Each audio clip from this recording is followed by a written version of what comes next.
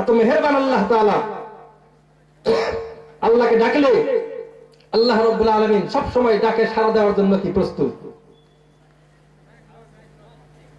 ঘটনা বর্ণিত আছে, একজন হিন্দু কে হিন্দু, সময় খুব কম, কথা তো অনেক।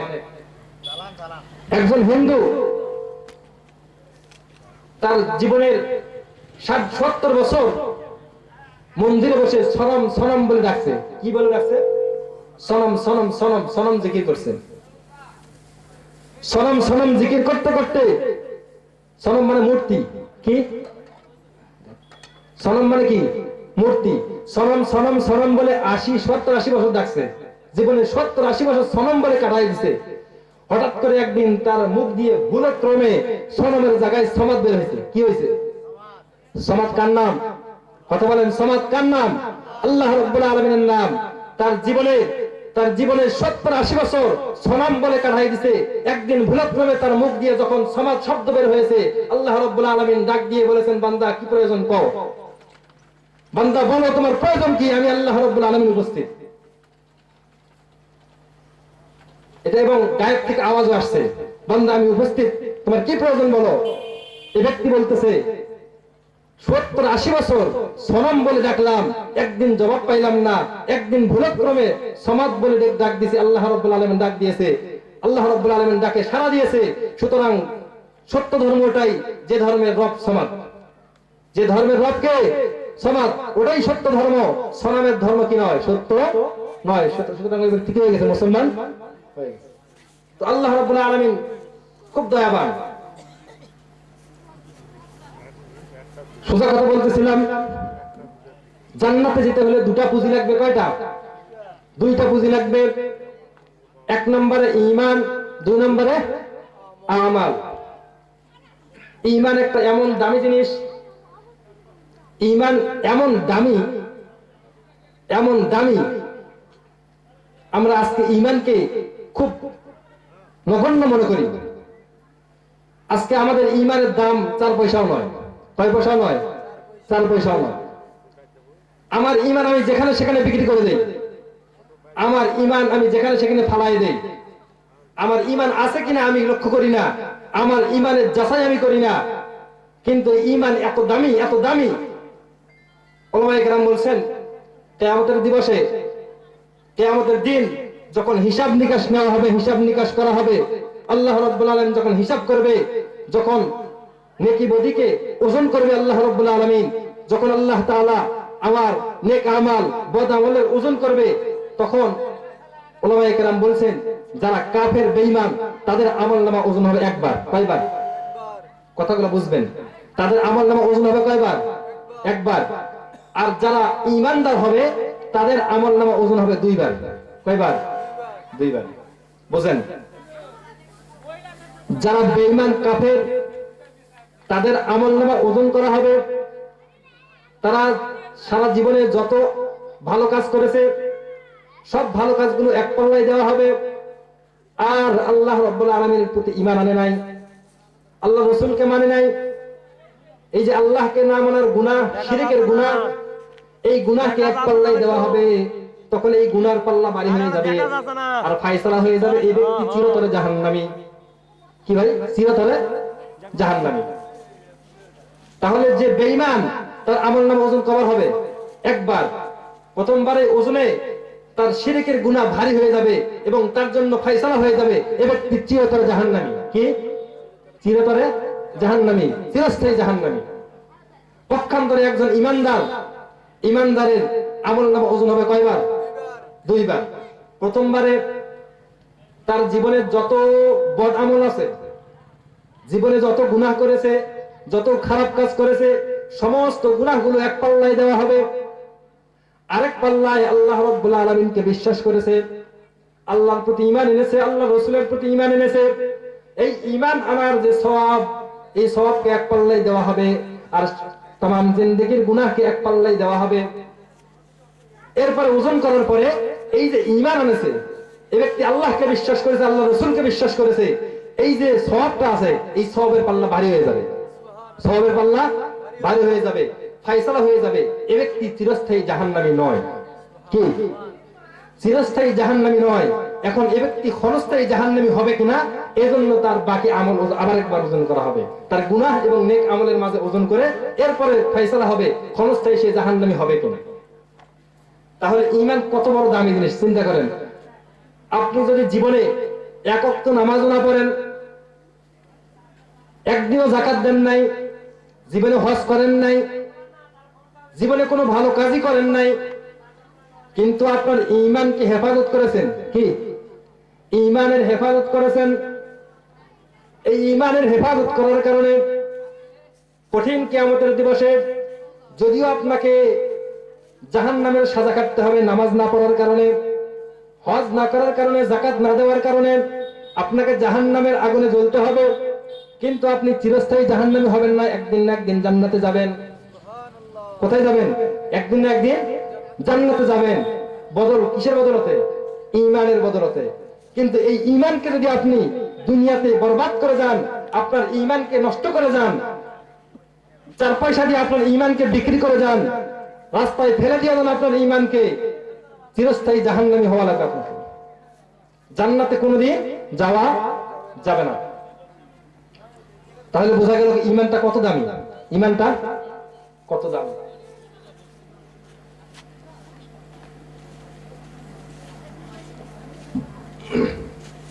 তাহলে ঈমানটা কত দামি। এজন্যই বলতেছিলাম এমন কাজ করা যাবে না, এমন কথা বলা যাবে না যেই কাজ যেই কথার কারণে দুনিয়ার মধ্যে আমার ঈমানটা নষ্ট হয়ে যায়, দুনিয়ার মধ্যে আমার ঈমানটা নষ্ট হয়ে যায়। আজকে তো আমরা আমাদের ঈমানকে যেখানে সেখানে ফেলাই দেই, নষ্ট করে দেই, 4 পয়সা দিয়ে ঈমান বিক্রি করে দেই, নেতার পিছনে চলে আমার ঈমান নষ্ট করে দিই, আমি নেতার কথাই সায় দিয়ে ঈমান শেষ, আমার খবর নাই আমার। আজকের সমাজের মানুষের অবস্থা এরকম, ইসলামের চাইতে নেতা বড়। কি বড়? নেতার কথা শুনে ঈমান শেষ। এটা একবারও চিন্তা করলেন না এই নেতার কারণে আপনি জাহান্নামী হবেন। আফসোসের বিষয়, আফসোস আফসোস।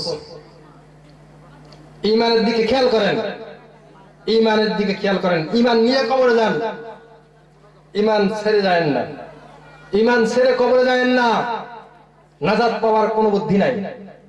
ঈমান রেখে কবরে গেলে, ঈমান ছাড়া কবরে গেলে নাজাতের কোনো বুদ্ধি নাই, কোনো বুদ্ধি নাই। পক্ষান্তরে ঈমান থাকলে যদিও আমলের মধ্যে ঘাটতি থাকে, একদিন না একদিন আল্লাহ রাব্বুল আলামিন দয়া মায়া করে জান্নাতে দিবেন। এজন্য ঈমানের হেফাজত করেন।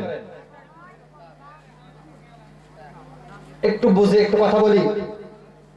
আজকের সমাজে আমার ঈমান যখন তখন নষ্ট হয়ে যায়। আজকের সমাজে ঈমান চোর আছে। কি আছে? ইহুদি খ্রিস্টানরা তো মুসলমানদের পিছনে লাগিয়ে আছে।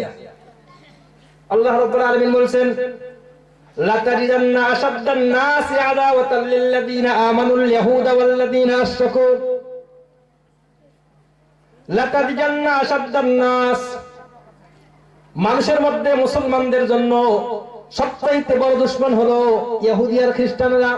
কারা? ইহুদিরা। সবচেয়ে লাতাজিদান্না আশাদ্দান নাস আদাওয়াতাল লিল্লাযিনা আমানুল ইয়াহুদ, যারা ঈমানদার তাদের জন্য সবচেয়ে বড় শত্রু কে? কথা বলেন, কে? ইহুদি আর খ্রিস্টানেরা। এই ইহুদি আর খ্রিস্টানেরা এরা হলো মুসলমানদের, ঈমানদারদের সবচেয়ে বড় শত্রু। এজন্য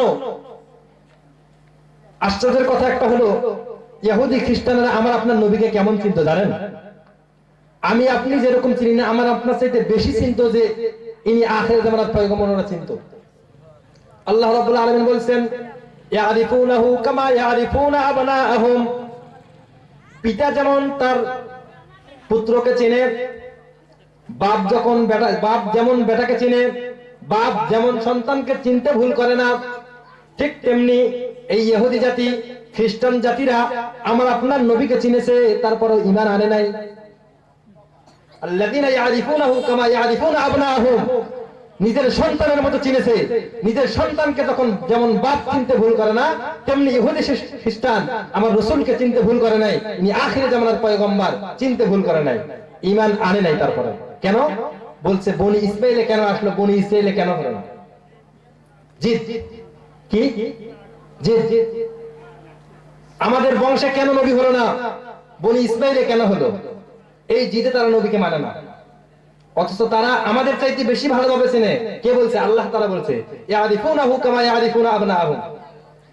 তো তারা, তাদের পণ হলো তারাও জাহান্নামী হবে, নবীকে মানবে না, মুসলমানদেরকেও জাহান্নামী করবে, ঈমান ধ্বংস করবে, মুসলমানদের ঈমানকে নষ্ট করে, ঈমানকে নিঃশেষ করে, কোরআন থেকে দূরে রেখে, হাদিস থেকে দূরে রেখে, কোরআন সুন্নাহ থেকে বিমুখ করে মুসলমানদেরকে ঈমান হারা করা। এজন্য যুগে যুগে এরা ঈমান বিধ্বংসী, ঈমান নষ্ট করার জন্য কিছু মানুষকে আমাদের সমাজে ছেড়েছে। আমাদের সমাজে কিছু মানুষ তারা ছেড়েছে, মুসলমান নামধারী, আলেম নামধারী, পীর সাহেব নামধারী, তারা এসে আমার আপনার ঈমানকে নষ্ট করতেছে। আমি আপনি বুঝতেছি না, সূক্ষ্ম বিষয়ে আমার ঈমান নষ্ট করে দিছে। সূক্ষ্ম বিষয়, এমন এমন কথা আমাদের সমাজে ঢুকাই দিছে, এমন এমন বিষয় ঢুকাই দিছে, যার কারণে আমার ঈমান শেষ। আর ঈমান শেষ হওয়ার কারণে আমি আপনি চিরস্থায়ী জাহান্নামী হব। কি হব? চিরস্থায়ী জাহান্নামী। জান্নাতে কোনোদিন যাওয়ার আশা করা যায় না। এই কথাগুলোর মধ্যে সামান্য একটা কথা বলি। আমাদের সমাজে মাজার পূজারী আছে না নাই? মাজার পূজারী আছে না নাই? কিছু মানুষ আছে না নাই মাজারের নামে মান্যত করে? করে না? করে না? সে একবারও চিন্তা করলো না আমি মাজারের নামে মান্যত করলাম, আমার ঈমানদার অবস্থা কি? আল্লাহ রাব্বুল আলামিন বলেন ইন্নামা হারামা আলাইকুমুল মাইতাতা ওয়াদ দামা ওয়া লাহমাল খিনজির ওয়া মা উহিল্লা বিহি লিগাইরিল্লাহ। আল্লাহ রাব্বুল আলামিন হারাম করেছেন অনেক জিনিস, তার মধ্যে ওয়া মা উহিল্লা লিগাইরিল্লাহ, যেটা আল্লাহ রাব্বুল আলামিন বাদ দিয়ে আল্লাহ ছাড়া গায়রুল্লাহর নামে মান্যত করা হয়, যে জিনিস এটা হারাম। কি হারাম? এটা হারাম। যদি কেউ গায়রুল্লাহর নামে, আল্লাহ বাদ দিয়ে কোন মাজারের নামে, কোন পীর সাহেবের নামে, কোন হুজুরের নামে, কোন স্থানের নামে মান্যত করে, তাহলে এই জিনিসটা খাওয়া হারাম। আর যে মান্যত করলো তার ঈমান শেষ, ঈমান শেষ, বেঈমান হয়ে যাবে। কি হয়ে যাবে? বেঈমান হয়ে যাবে, ঈমান থাকবে না, জান্নাতে যাওয়া কপালে জুটবে না। সাবধান, সাবধান, সাবধান। চাই কিনা আমরা মহাস্থান করে? আমাদের পাশেও আছে কিনা বড়ইতলি? সাবধান, এগুলা সাবধান। আবার অনেকেই যাই বাবার কাছে সন্তান চাই। কি চাই? বাবার দরবারে সন্তান চাইতে যাই কিনা? এখানে আবার দুইটা, বাবার দরবারে সন্তান চাই এবং মান্যত করি যদি আল্লাহ রাব্বুল আলামিন একটা সন্তান দেয় তো বাবার দরবারে একটা বকরি দেব। কি দেব? একটা ছাগল দেব, একটা পাঠা দেব। ঈমান শেষ। সন্তান দেওয়ার মালিক কে? কথা বলেন, সন্তান দেওয়ার মালিক কে? আল্লাহ তাআলা। আর ইবাদতের উপযুক্ত কে? আল্লাহ তাআলা। কথা তো অনেক ছিল, একটা আয়াত বলে শেষ করে দেই। আল্লাহ রাব্বুল আলামিন বলতেছেন মান কানা ইয়ারজু লিকা রাব্বিহ ফালইআমাল আমালান সালিহা ওয়া লা ইউশরিক বিইবাদাতি রাব্বিহি আহাদা। যে ব্যক্তি, ওই যে সভাপতি সাহেব বক্তব্য দেওয়ার সময় একটা শের বলেছেন। কি শের? ফুরুগিল মা জিতনি নিয়ামত হায়ে তু सबसे बेहतर नियामते दीदारे तू जन्नत व दोज़ख से या रब क्या करे आरजू है हम तुझे देखा करे। যারা জান্নাতের পাগল, যারা মাওলা পাকের পাগল হবে, যারা আল্লাহ তাআলার আশিক হবে, জান্নাতে গিয়ে তারা কি বলবে? তারা জান্নাতে গিয়ে বলবে রব্বুল আলামিন জান্নাত ও দোজখ সে ইয়া রব क्या करे। রব্বুল আলামিন জান্নাত আর দোজখ দিয়ে আমি কি করব? জান্নাত দোজখ তো আমার প্রয়োজন নাই। আর জু হে হাম তুঝে দেখা করে, আমার তামান্না, আমার আশা হলো আমি রব্বুল আলামিনের দিদার চাই। কি চাই? রব্বুল আলামিনের দিদার চাই। তো আল্লাহ রব্বুল আলামিন বলতেছেন ফামান কানা ইয়ারজু লিকা রাব্বিহ, যারা আল্লাহ রব্বুল আলামিনের দিদার চাও, আল্লাহ তাআলার সাক্ষাৎ চাও, ফালইআমাল আমালান সালিহা, নেক আমল করো, ওয়ালা ইউশরিক বিইবাদাতি রাব্বিহি আহাদা, আল্লাহর সাথে কাউকে শরীক করিও না, আল্লাহর সাথে কাউকে শরীক করিও না, ইবাদতের মধ্যে আল্লাহর সাথে কাউকে শরীক করিও না। মান্নতের মালিক কে? কুরবানির মালিক কে? কুরবানি কার জন্য করব? নামাজ কার জন্য পড়ব? যাকাত কার জন্য দেব, সব আল্লাহ তাআলার জন্য। তো যদি আমি মাজারের নামে দেই, ঈমান থাকলো, আল্লাহর সাথে সাক্ষাৎ হবে, অথচ জান্নাতে যারা যাবে সবাই আল্লাহকে দেখবে। তাহলে যে আল্লাহর সাথে শিরিক করবে ইবাদতের মধ্যে, সে আল্লাহর দিদার পাবে না, তার মানে হলো জান্নাতেই যাবে না। তার মানে কি জান্নাতে যাবে না। যাই হোক, সময় শেষ। আচ্ছা, তাহলে আসেন, জান্নাতে যেতে হলে কি হবে? ঈমান লাগবে। জান্নাতের যারা পাগল হবে, কিয়ামতের দিন জান্নাত এমন একটা জিনিস, জান্নাতের আলোচনা পূর্বে করেছি। আল্লাহ রাব্বুল আলামিন বলেন, ফামান কানা ইয়ারজু লিকা রাব্বিহি ফালইআমাল আমালান সালিহা ওয়া লা ইউশরিক বিইবাদাতি রাব্বিহি আহাদা। জান্নাতে যেতে হলে ইবাদতের মধ্যে আল্লাহর সাথে কাউকে শরীক করা যাবে না, কাউকে শরীক করা যাবে না। এখন আমাদের সমাজে কিছু কবিরাজ আছে কিনা? আমি চিকিৎসা করতেছি, যদি আমার চিকিৎসায় আপনার একটা বাচ্চা হয়, আপনার এই অসুখটা, মানে রোগটা আরোগ্য হয়, সেবা হয়, তাহলে আমার দরবারে একটা কি দিবেন? বকরি দিবেন। কয় কিনা? চায় না? চায়। তো এই যে দিলেন, ঈমান থাকলো, কার দরবারে দিলেন?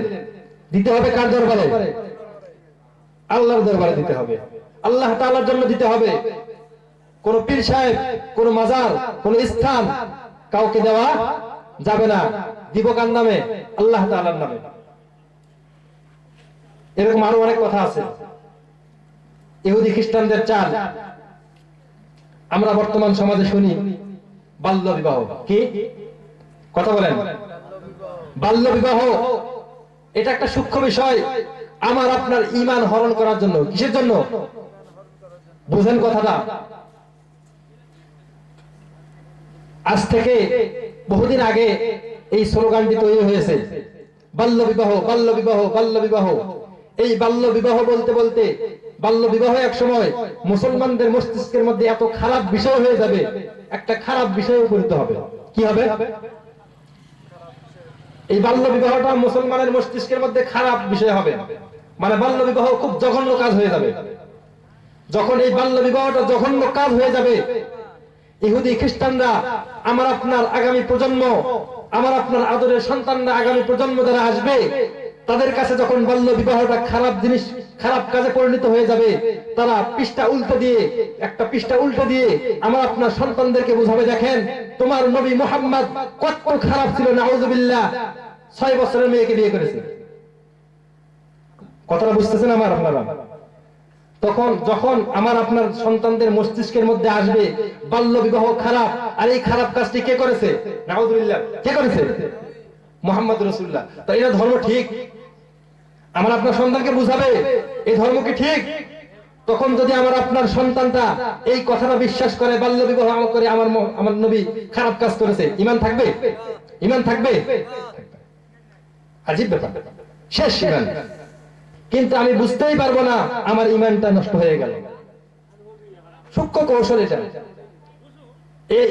এই বিশ্বাসে কেউ বিশ্বাসী কোনোদিন হবেন না। দ্বিতীয় আরেকটি কথা বলি, আল্লাহ রাব্বুল আলামিন বলছেন, ফানকিহু মা তাবা লাকুম মিনান নিসাই মাসনা ওয়া সুলাসা ওয়া রুবা ওয়া ইন খিফতুম আল্লা তা'দিলু ফাওয়াহিদাতান। আল্লাহ রাব্বুল আলামিন বলছেন, ফানকিহু, তোমরা বিবাহ করো, মাসনা, দুইটা। কয়টা? দুইটা করে। ওয়া সুলাসা, তিনটা করে। ওয়া রুবা, চারটা করে। কি বলছেন আল্লাহ তাআলা? কথাটা বুঝেন। আল্লাহ শুরু করেছেন কয়টা দিয়ে? দুইটা। মাসনা ওয়া সুলাসা ওয়া রুবা, তোমরা বিয়ে করো দুইটা দুইটা, তিনটা তিনটা, চারটা চারটা করে বিয়ে করো। ফাইন খিফতুম আল্লা তা'দিলু ফাওয়াহিদাতান, যদি ইনসাফ করতে না পারো তারপরে একটা করো, তখন দুইটা নয়। তো ইসলামের বিধান বিয়ে করা কয়টা? সর্বনিম্ন কয়টা? একটা। কিন্তু আল্লাহ শুরু করেছেন কয়টা দিয়ে? দুইটা দিয়ে। আল্লাহর হুকুম খারাপ? কোরআনের আয়াত খারাপ? কোরআনের বিধান খারাপ? কথা বলেন, খারাপ। আজকের সমাজ কি হয়েছে? আজকের সমাজ দেখেন, আমার আপনার সমাজে একজন ব্যক্তি যদি 2টা বিবাহ করে, তাকে সমাজের মধ্যে এত খারাপ মনে করা হয়, মনে হয় এর চাইতে জঘন্য মানুষ পৃথিবীতে আর কেউ নাই। ঠিক কিনা? কথা বলেন। অথচ আল্লাহ রাব্বুল আলামিন শুরু করেছেন কয়টা দিয়ে? 2টা দিয়ে। এটাও ইহুদি খ্রিস্টানদের চাইল্ড। কিসের চাইল্ড? ইহুদি খ্রিস্টানদের চাইল্ড। 2টা বিয়ে করলে সমাজের মধ্যে তাকে জঘন্য মনে করা হয়। অথচ এই ব্যক্তি যদি পরকিয়া করে, অবৈধভাবে কাজ করে, অবৈধ কাজ করে, জিনায় লিপ্ত হয়, ব্যভিচারে লিপ্ত হয়, তাকে এতটা খারাপ সমাজে মনে করা হয় না যতটা খারাপ মনে করা হয় 2টা বিয়ে করলে। কথাটা ঠিক কিনা? এটার কারণ কি? ওই একই কথা, আজকের সমাজে একাধিক বিবাহ করাকে খারাপ মনে করা হয়েছে। ধীরে ধীরে আমাদের মস্তিষ্কে এটা ঢুকে গেছে যে একাধিক বিবাহ করা খারাপ, এটা জঘন্য কাজ, এর চাইতে জঘন্য কাজ পৃথিবীতে কিছু নাই। এখন আগামী কয়েক বছর পরে, 10-20 বছর পরে আমার আপনার আগামী প্রজন্মকে এই ইহুদি খ্রিস্টানরা বুঝাবে, দেখো তোমাদের নবী মুহাম্মদ কত লুচ্চা, কত খারাপ, নাউজুবিল্লাহ, 11টা বিয়ে করেছে। ঈমান থাকবে? কথা বলেন, ঈমান থাকবে? কত সূক্ষ্ম বিষয়, আপনি বুঝবেন না, আপনার ঈমান নষ্ট হচ্ছে।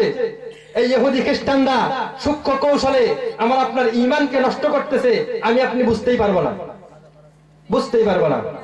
মেহমান এসে গেছে। যে কথাগুলি বলা হলো, আল্লাহ রাব্বুল আলামিন আমাদের সকলকে বুঝার তৌফিক দান করেন এবং শিরক মুক্ত ঈমান, খালিস ঈমান, খাঁটি ঈমান নিয়ে আল্লাহ রাব্বুল আলামিন আমাদেরকে কবর দেওয়ার তৌফিক দান করেন। ওয়া আখিরু দাওয়ানা আলহামদুলিল্লাহি রাব্বিল আলামিন। আসসালামু আলাইকুম ওয়া রাহমাতুল্লাহি ওয়া বারাকাতুহু।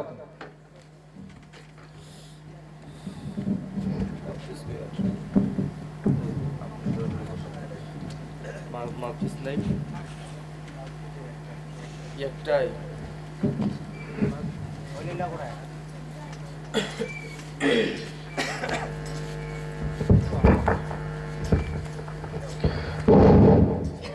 আসসালামু আলাইকুম ওয়া রাহমাতুল্লাহ। কেমন আছেন? ভালো আছেন? খাওয়া দাওয়া করছেন? আসলে আজকে হলো তাফসীরুল কোরআন মাহফিল।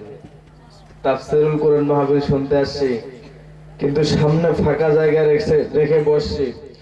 3 জায়গায় ফাঁকা রাখা নিষেধ, তার মধ্যে একটা হচ্ছে কোরআনের মাহফিল। এই জায়গাগুলোতে শয়তান প্রবেশ করে। কি প্রবেশ করে ভাই?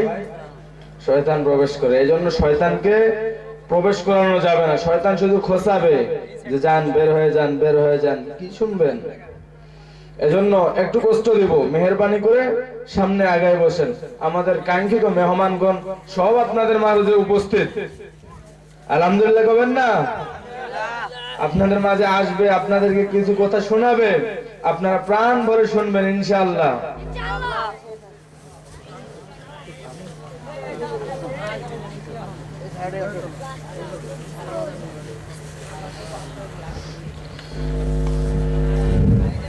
কি ব্যাপার, আপনারা উঠলেন না যে?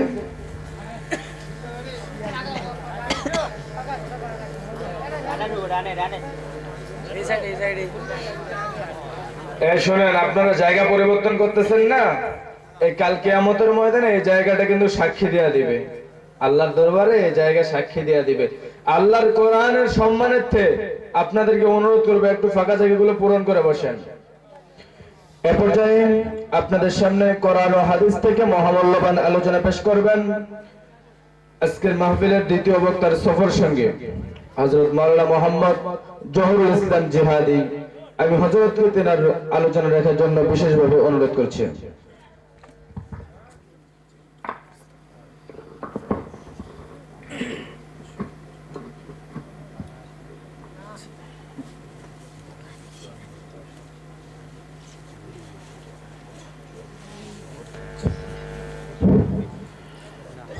আসসালামু আলাইকুম ওয়া রাহমাতুল্লাহি ওয়া বারাকাতুহু। ওয়া আলাইকুম আসসালাম ওয়া রাহমাতুল্লাহি ওয়া বারাকাতুহু।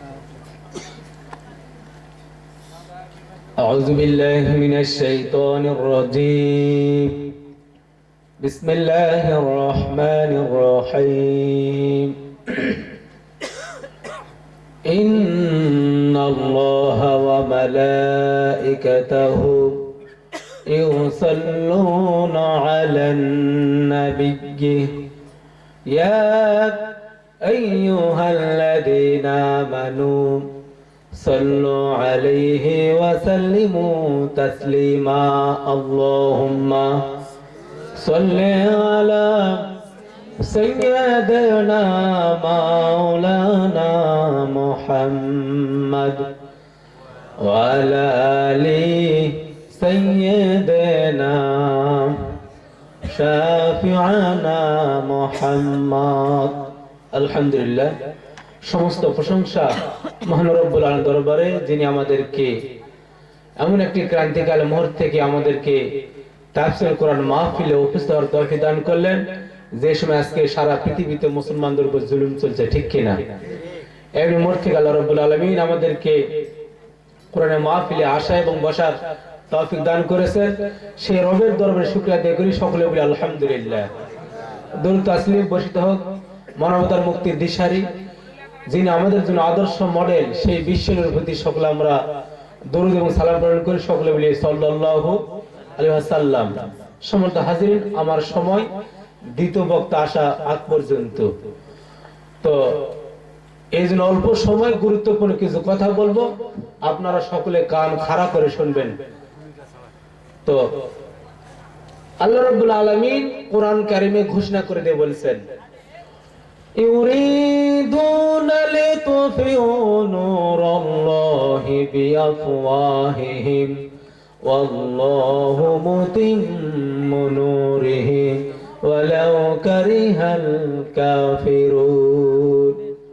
আল্লাহ রাব্বুল আলামিন বলেছেন, ওরা চায় তাদের মুখের ফু দিয়ে কোরআনের আলোকে নিভিয়ে দিতে চায়, কিন্তু আল্লাহ রাব্বুল আলামিন বলেছেন, না, কখনো না, আমার আলোকে আমি অবশ্যই প্রতিষ্ঠিত করব। সুবহানাল্লাহ। কাফেররা চায় তাদের মুখের ফু দিয়ে কোরআনের আলোকে কি করতে চায়? নিভিয়ে দিতে চায়। আজকে গোটা পৃথিবীতে ইহুদি খ্রিস্টান গুলো, কাফের মুশরিক গুলো, তারা নিজেদের শক্তি দিয়ে কি করতে চায়? কোরআনের আন্দোলনকে, কোরআনের আলোকে, আল্লাহ এই নূরকে দুনিয়া থেকে উৎখাত করার জন্য তারা কি করতেছে? চেষ্টা করতেছে। কিন্তু আল্লাহ রাব্বুল আলামিন বললেন যে না, কখনো নয়, আমার আলোকে আমি অবশ্যই পৃথিবীর বুকে কি করব? প্রজ্বলিত করব। সুবহানাল্লাহ বললেন না?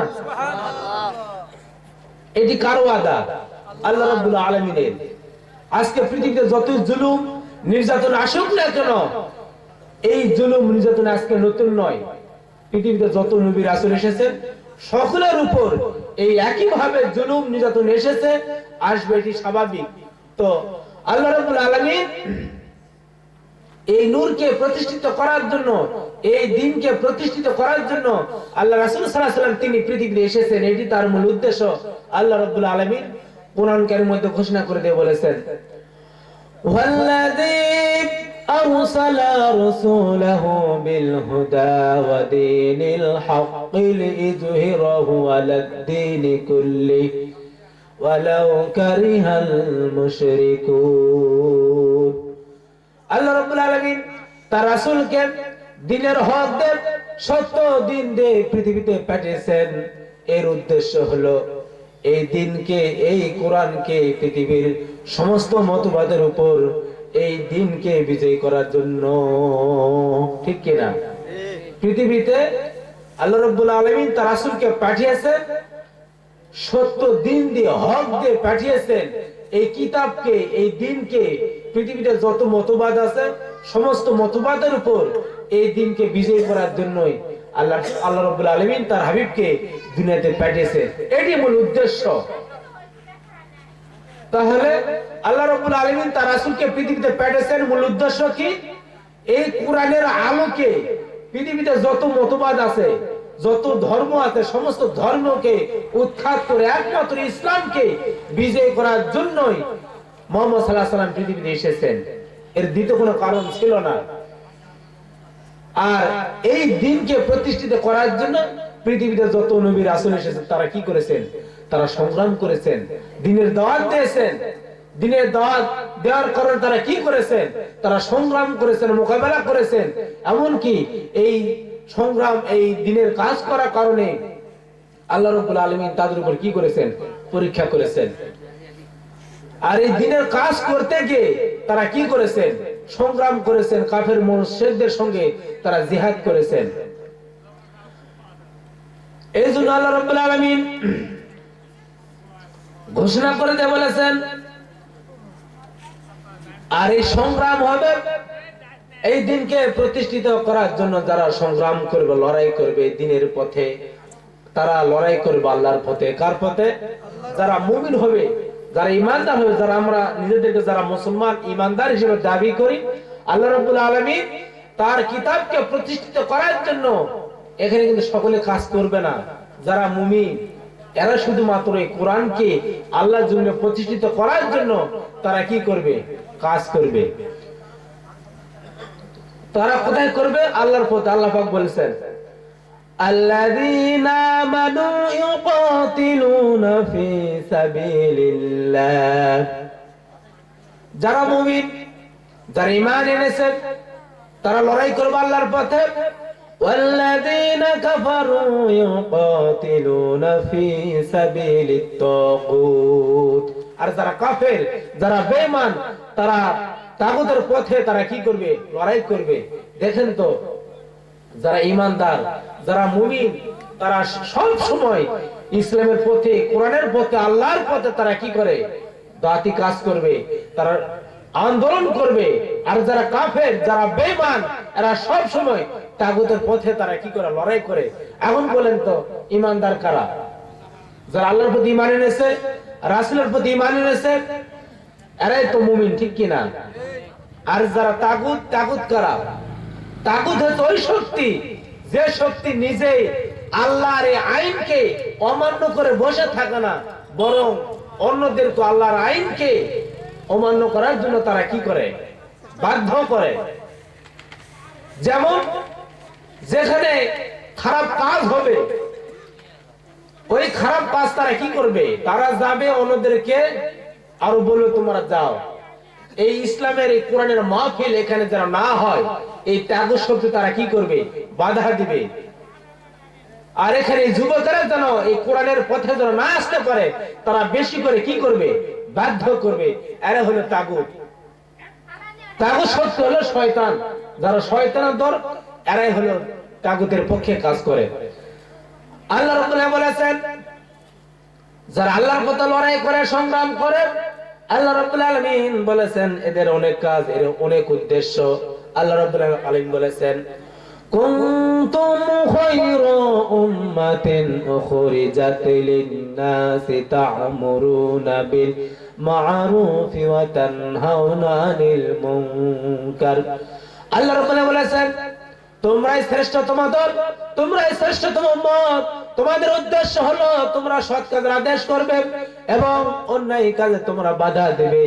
এটি তোমাদের পরিচয়। তাহলে যারা মুমিন হবে তাদের কাজ হচ্ছে, আল্লাহ পাক বললেন যে তোমরা এই সর্বশ্রেষ্ঠতম দল, উম্মত, জাতি। আমাদের মধ্যে সর্বশ্রেষ্ঠ উম্মত কারা? এর পরিচয় আল্লাহ পাক দিলেন যে তোমাদের মধ্যে সর্বশ্রেষ্ঠতম জাতি হলো তারাই যারা কি করবে? সৎ কাজের আদেশ করবে এবং অন্যায় কাজে কি করবে? বাধা দিবে। যারা মুমিন, ঈমান গ্রহণ করার সঙ্গে সঙ্গে ঈমানের দাবি হলো যেখানে ন্যায় হবে সেখানে ন্যায়কে প্রতিষ্ঠিত করা, যেখানে অন্যায় হবে অন্যায়ের প্রতিবাদ করা।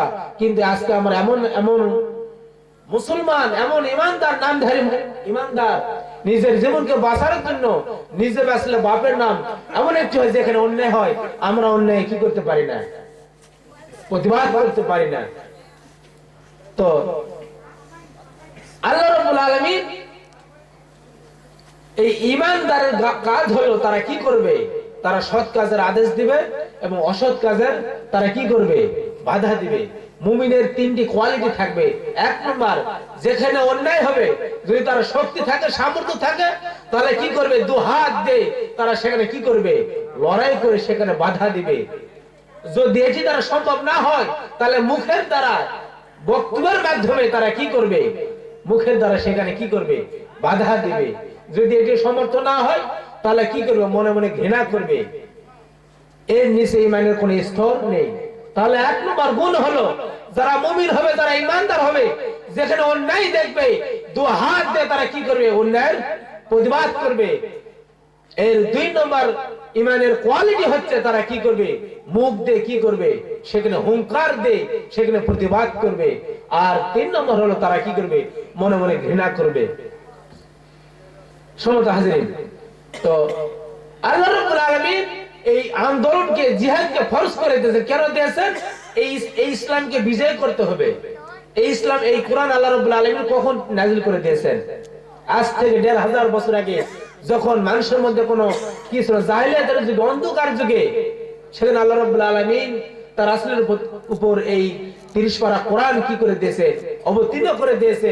এই গোটা জাতিকে এই অন্ধকার থেকে বের করে নিয়ে এসে তাদেরকে আলো দেখার জন্যই তো এই কোরআন নাযিল হয়েছে, ঠিক কি না?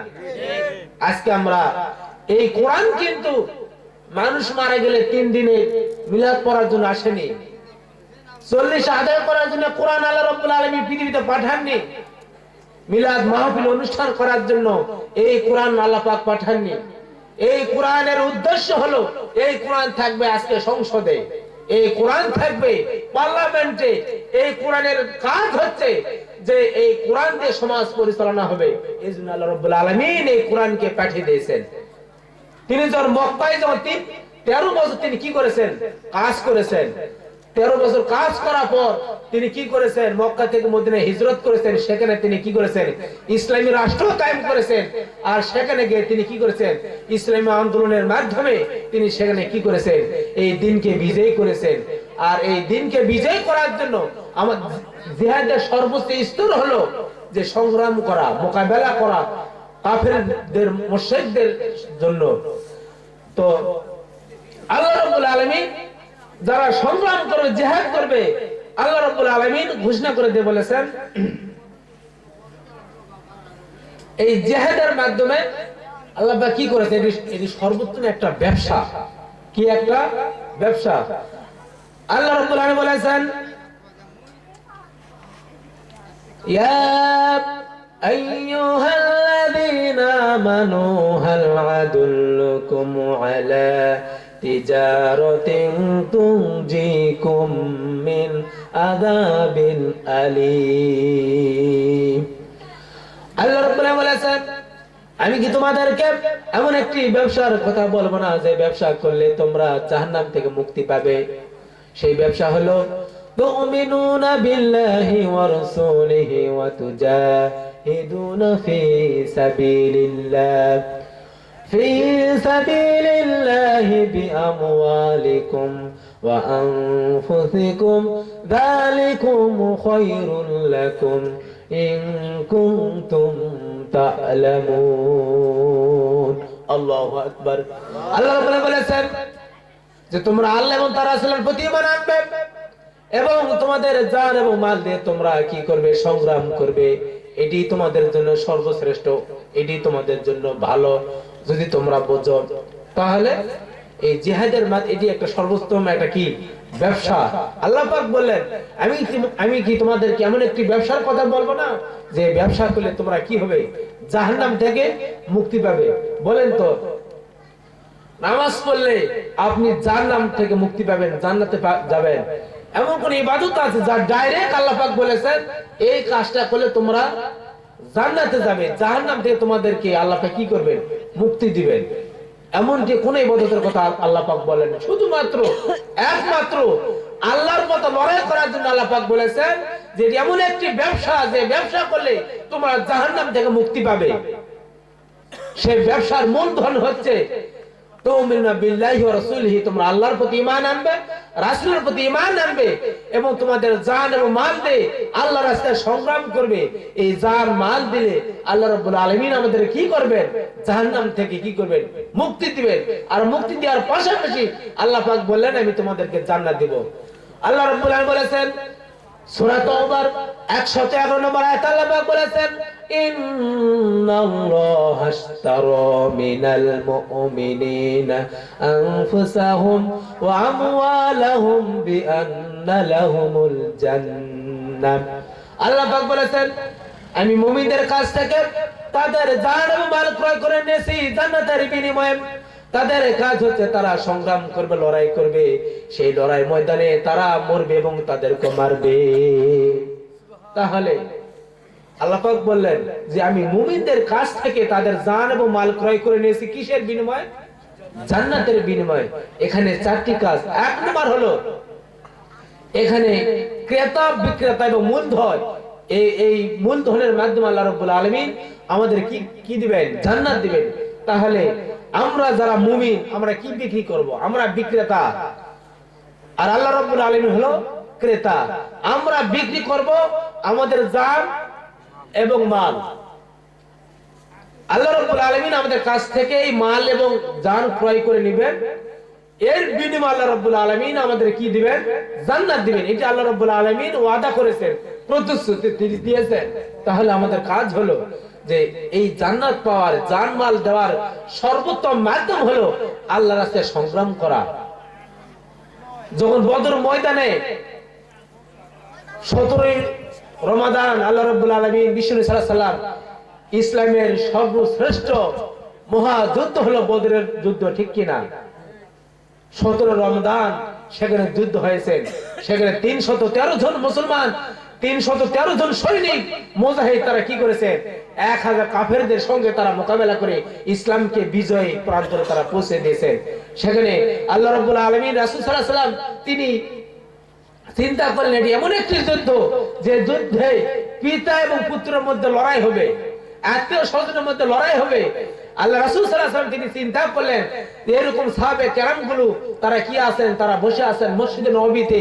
তিনি চিন্তা করলেন সাহাবে কেরামদেরকে কিভাবে উদ্বুদ্ধ করি, তিনি সাহস পাচ্ছেন না। একজন সাহাবী দূর থেকে ঘোষণা করে দিয়ে বলেন, ইয়া রাসূলুল্লাহ, আপনি আমাদেরকে জান্নাতে নিয়ে চলেন, সেই দিকে নিয়ে চলেন। আপনি যেখানে যাবেন আমাদেরকে সেখানে নিয়ে চলেন। আমরা মুসার মতো নয় যে মুসার উম্মত গুলো বলেছিল, হে মুসা তুমি এবং তোমার আল্লাহ কি করো? জিহাদ করো, সংগ্রাম করো। কিন্তু ইয়া রাসূলুল্লাহ আমরা তাদের মতো নয়, আপনি যেখানে আমাদেরকে নিয়ে যান আমরা সেখানে যাব। আর আমরা ততক্ষণ পর্যন্ত লড়াই করব যতক্ষণ আমাদের চোখের পাতা নড়ে। সুবহানাল্লাহ। তাহলে তাদের ঈমানে তাদের মজবা কত গুরুত্বপূর্ণ। তারা আল্লাহ রাসূলকে বলেন, ইয়া রাসূলুল্লাহ আপনি আমাদেরকে নিয়ে যান, আপনি যেখানে নিয়ে যেতে চান, আর আমরা সেখানে লড়াই করব কাফেরদের সঙ্গে ততক্ষণ পর্যন্ত যতক্ষণ আমাদের চোখের পাতা নড়ে। সেখানে আল্লাহ রাসূল সাল্লাল্লাহু আলাইহি ওয়াসাল্লাম এই কথা শুনে সাহাবাদেরকে বললেন, ও সাহাবীরা তোমাদের যে মনের আশা এতই ভালো, তাহলে চলো তোমরা আমার সঙ্গে জান্নাতে চলো। এটি বলার সঙ্গে সঙ্গে পিছনে একজন সাহাবী খুরমা খাচ্ছিলেন, তিনি খুরমা ফেলে দিলেন আর বললেন, ইয়া রাসূলুল্লাহ এই খুরমা খাওয়ার ফলে আমার জান্নাতে যেতে দেরি হবে। সুবহানাল্লাহ। তিনি খুরমা তিনি কি করলেন? ফেলে দিলেন। আর যুদ্ধের মধ্যে তিনি কি করলেন? ঝাঁপিয়ে পড়লেন। তার সঙ্গে দ্বিতীয় বক্তা এসেছেন। তো তাহলে আমার এই সংক্ষিপ্ত আলোচনার মধ্যে যে বিষয়টি উঠে আসলো সেটি হলো যে আল্লাহ রাসূল সাল্লাল্লাহু আলাইহি ওয়াসাল্লাম তিনি পৃথিবীতে এসেছেন এই দিনকে বিজয় করার জন্য। এই দিনকে বিজয় করার জন্য তারা কি করেছেন? তাদের জান মাল দিয়ে তারা কি করেছেন? চেষ্টা চালিয়েছেন। আজকে আমাদের পৃথিবীর ইসলাম বিজয় নেই। এটি বিজয় নিয়ে আসার জন্য আমাদের কি করতে হবে? কাজ করতে হবে, সংগ্রাম করতে হবে। এটা আমাদের জন্য ফরজ, এটা আমাদের জন্য দায়িত্ব। যারা ইসলামকে বিজয় করার জন্য, যারা জেল জুলুম ফাঁসি বরণ করে নিয়েছেন, যারা শাহাদাত বরণ করেছেন, তারা কিয়ামতের ময়দানে আমাদের বিরুদ্ধে সাক্ষী দিবেন এবং বলবে আল্লাহ রাব্বুল আলামিন বলবেন, হে রব্বুল আলামিন আমরা এই দিনকে বিজয় করার জন্য আমরা লড়াই করেছি, সংগ্রাম করেছি, জিহাদ করেছি, এমনকি আমাদের রক্ত দিয়ে আমরা সেখানে লড়াই করেছি, আমরা শহীদ হয়ে গেছি। কিন্তু আমাদের রেখে যাওয়ার যে আন্দোলন, এই আন্দোলন তারা কি করেছে? তারা কখনো আন্দোলন করেনি। আপনার এই কোরআনকে সব সময় তারা কি করেছে? এড়িয়ে চলেছে। তাই আসুন আজকে এমন একটি ক্রান্তিকাল মূর্তি এসেছে যে সময় আজকে গোটা পৃথিবীতে মুসলমানদের উপর জুলুম নির্যাতন চলছে। আজকে মুসলমানগুলো গলা উঁচু করে সিংহের মতো কথা বলবে, এটি ভয় পায়। তাই আমি আপনাদেরকে বলতে চাই যে যারা মুমিন হবে তারা কখনো ভয় পায় না, ঠিক কিনা?